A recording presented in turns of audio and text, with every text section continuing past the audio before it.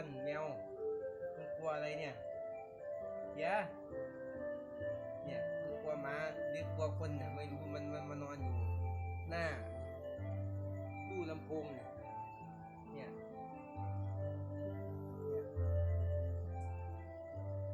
นั่นสงสัยอะไรเนี่ยนั่นมันว่าหมาไอ้คนไอ้เสียเนี่ยมันชื่อเสียนั่นทำไมมันกลัวอะไรเนี่ยดูนะกลัวอะไรไม่รู้เนี่ยวิ่งไปแล้วเนี่ยนั่นเสียเนี่ยมันชื่อเสียนะเนี่ยดูลายมันดิลายสวยงามมากลายเสียนะเนี่ยมันชื่อเสียมันนอนสวยงามมากดูมันในกลางขานะ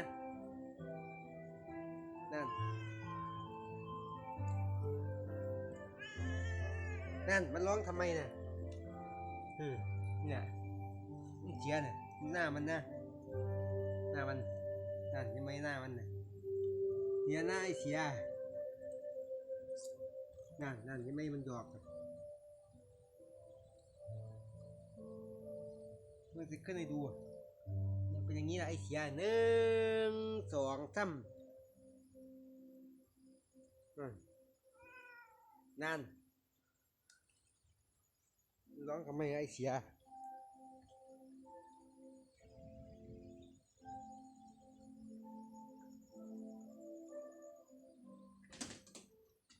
แล้วมันก็วิ่งไปเนี่ยไอ้เสียเล็กเนี่ยวิ่งไปแล้วไปนั่นมันก็นั่งนั่นแมว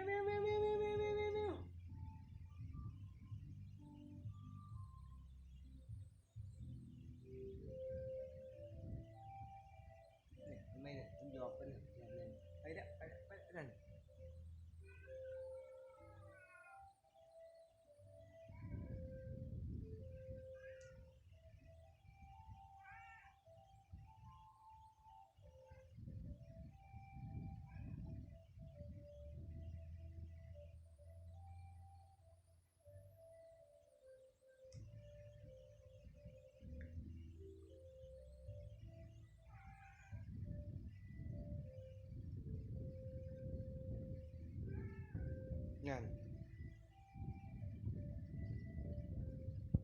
ลายมันสวยนู่น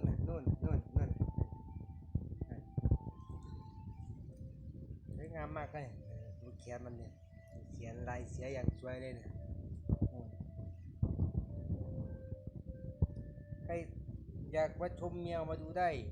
ที่วัดนันทวัฒน์วัดนแย่จิตติไทยไรซาวช่อง YouTube แมวสีสวยนะเนี่ยมันชื่อเสียข้างนี้ดูข้างหลังอีกมันหยอกคนนี้ไหมเนี่ยนั่นเนี่ยมันหยอกเห็นไหมเนี่ยเสียเนี่ยแค่นี้นะจ๊ะ